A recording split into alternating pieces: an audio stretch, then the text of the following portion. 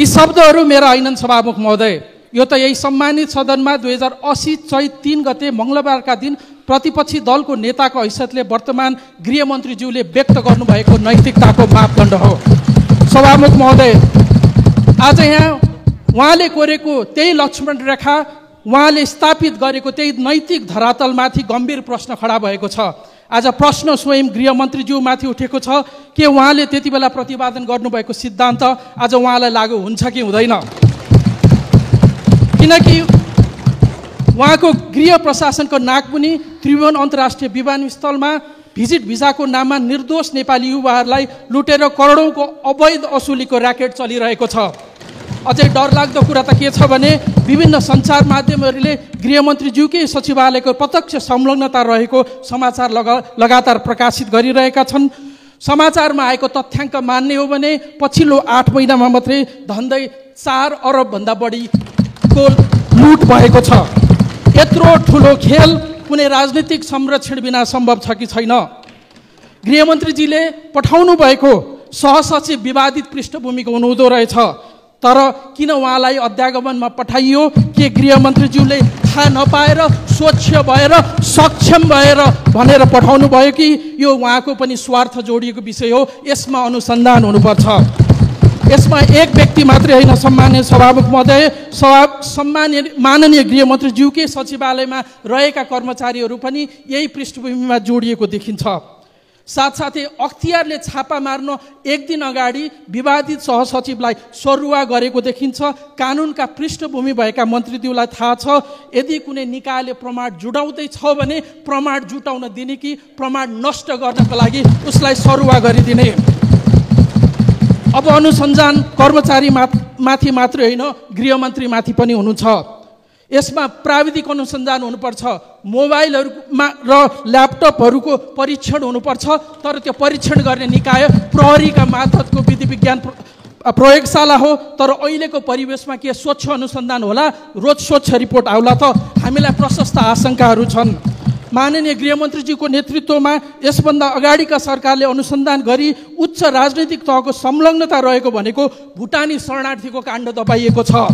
सहकारीको मुद्दामा रवि लामिछानेलाई 3-3 महिना हिरासतमा राखेर अनुसन्धान गर्यो, तर सत्ता पक्षका सांसदलाई प्रहरीको कार्यकक्षमा बोलाई चिया खुवाएर पठाइएको छ। सम्माननीय सभामुख महोदय, अब हामी कसरी विश्वस्त हुने गृहमन्त्रीले निष्पक्ष छानबिन गर्नुहुन्छ भनेर?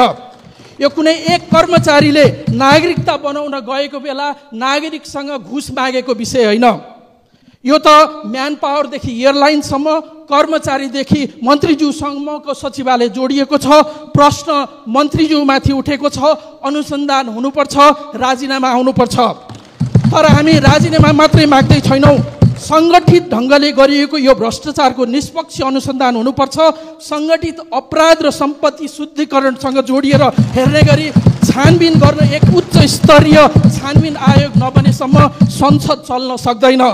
निर्दोष नेपालीहरूमाथिको अत्याचार हामी ठुलो हेरेर बस्न सक्दैनौँ। सम्मान्य सभामुख महोदय, हामी संसदलाई अगाडि बढाउन सक्दैनौँ। धन्यवाद। मान्य सदस्यहरू सबै उठ्नु भएको छ। प्रतिपक्षको तर्फबाट माननीय सदस्य के राख्न खोज्नु भएको छ? म माननीय सदस्य वर्षमान पुनलाई संक्षिप्तमा आफ्ना कुराहरू राख्नको लागि अनुरोध गर्छु र अन्य मान्य सदस्यहरू आसन ग्रहण गरिदिनुहोस्। सम्माननीय सभामुख महोदय, यो हप्ताभरि सार्वजनिक मिडियामा, सामाजिक सञ्जालमा, घर घरमा एउटा विषयले प्रमुखता पाएको छ। आम नेपाली जनताले सरकार र सरकारको शैलीप्रति चिन्ता व्यक्त गरिरहेको छ। यस सन्दर्भमा सभामुख महोदय, त्रिभुवन अन्तर्राष्ट्रिय विमानस्थलमा भिजिट भिसाको नाममा करदौको अवैध असुलीको जालो फैलिएको र त्यसमा गृहमन्त्रीज्यूको सचिवालयको प्रत्यक्ष संलग्नता भइरहेको भन्ने विभिन्न पत्रपत्रिकाहरूमा समाचार आइरहेका छन्। यो कुनै सामान्य भ्रष्टाचारको घटना मात्र होइन, यो त रोजगारीको रूपमा विदेश जान खोजेका सामान्य युवाहरूमाथि गरिएको लुट र सङ्गठित मानव तस्करीसँग जोडिएको विषय हो। उपलब्ध तथ्याङ्कहरू अनुसार औसतमा प्रति महिना 20,000 भन्दा बढी नेपालीहरू भिजिट भिसामा बाहिर जाने गरेको देखिन्छ। यी मध्ये 40% जति व्यक्तिहरूसँग प्रतिदिन 50 लाखदेखि 3 करोडसम्म उठाउने गरिएको भनिएको छ। यही अनुपातमा गत असोजदेखि मात्र पनि 120 करोडदेखि 400 करोडसम्मको भ्रष्टाचार भएको हुन सक्छ। सम्माननीय सभामुख महोदय, यत्रो ठुलो खेल कुनै राजनीतिक संरक्षण बिना सम्भव हुन सक्ला? सभामुख महोदय, अख्तियारले मुख्य आरोपी भनेका सहसचिव तीर्थराज भट्टराईलाई गृहमन्त्रीकै अग्रसरतामा त्रिभुवन अन्तर्राष्ट्रिय विमानस्थलमा पठाइएको देखिन्छ। विवादित पृष्ठभूमि भएका यसभन्दा पहिले नै विभिन्न अनियमिततामा जोडिएका सहसचिवलाई गृह सचिवज्यूले रोजी छाडी कसरी इन्भर्टेड कमामा मालदार भनिने चिनेको अड्डामा पठाउनु भयो? के साँच्चै मन्त्रीज्यूलाई ती सहसचिव एकदमै सक्षम सोच्छन् भनेर हो कि या अन्य कुनै स्वार्थ थियो? यो अनुसन्धानको विषय हो। सभामुख महोदय, यसरी म संक्षेपमा मात्रै राख्न चाहन्छु कि आजै धेरै विषयमा बोल्नुभन्दा पनि माननीय गृहमन्त्रीज्यू आफ्नो पृष्ठभूमि हेर्दा कानुन ब्याकग्राउन्डको हुनुहुन्छ, मानवाधिकार ब्याकग्राउन्डको हुनुहुन्छ, शान्ति प्रक्रियाका विभिन्न श्रृङ्खलामा काम गर्नुभएको व्यक्तित्व हुनुहुन्छ, आफ्नो दलको प्रमुख सचेतक भएर विभिन्न संसदका विषयहरू ह्यान्डल गर्नुभएको छ। हामी अघिल्लो सेसन मात्रै हेऱ्यौँ भने पनि माननीय गृहमन्त्रीज्यू प्रतिपक्ष बेन्चमा बसेर धेरै नेताहरूमाथि, मन्त्रीहरूमाथि उठेका विषयहरूमा नैतिकताका प्रश्नदेखि धेरै विषयहरू उठाउँदै हुनुहुन्थ्यो। म त्यो सम्झन चाहन्छु।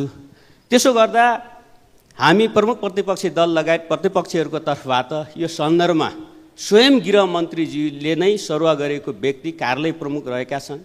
उहाँको सचिवालय यसमा तानिएको छ, जोडिएको छ। अख्तियारले छापा मारेको छ, स्टिङ अपरेसन। त्यसपछि चाहिँ पक्राउ परेको व्यक्ति यो सामान्य मान्छे, सानो माछो अरू छ भनेर 1 दिन 2 दिनपछि नै छोडिरहेको छ। ठुलो माछा को? स्वयं अख्तियारले नै भनिरहेको छ। अहिले नै कसैलाई हामी आरोपित गर्न चाहँदैनौँ। सम्मानित सभामुख महोदय, यो सबै सन्दर्भमा अनुसन्धान गर्ने निकायहरू सबै नै माननीय गृहमन्त्रीको मातहतमा रहेका छन्। सम्पत्ति शुद्धिकरण समिति होला, CIB होला, अरू धेरै निकायहरू। यस सन्दर्भमा माननीय गृहमन्त्रीजीले राजीनामा दिएर अनुसन्धानको लागि मार्ग प्रशस्त गरिदिनुहोस् भनेर हाम्रो विनम्र अनुरोध छ। उहाँको संलग्नता छ भनेर अहिले हामी दाबी गरिरहेका छैनौँ। उहाँका सचिवालय अरू धेरै कुरा आइरहेको छ। अहिले हामी धेरै कुरा उहाँलाई आरोपित गर्ने, अहिले सामान्यतया नेताहरूमा, पार्टीहरूमा नैतिकताको प्रश्न उठिरहेका, अविश्वास भइरहेका बेला अझ थप कोही नेताप्रति, कोही पार्टीप्रति अविश्वास फैलाउन हामीलाई रुचि छैन। तर यति गम्भीर विषय उठिसकेपछि स्वयं गृहमन्त्रीले नै मार्ग प्रशस्त गरिदिनुहोस् र छानबिनको लागि एउटा राम्रो छानबिन गर्ने वातावरण, निष्पक्ष छानबिन गर्ने वातावरण बनाइदिनुहोस् हामी अनुरोध गर्न चाहन्छौँ। यो अवस्था नबन्दासम्म हामी सम्पूर्ण प्रतिपक्षको तर्फबाट यो नियमित प्रक्रिया अगाडि बढ्न दिन सक्दैनौँ। हामी यो म जानकारी गराउन चाहन्छु। धन्यवाद।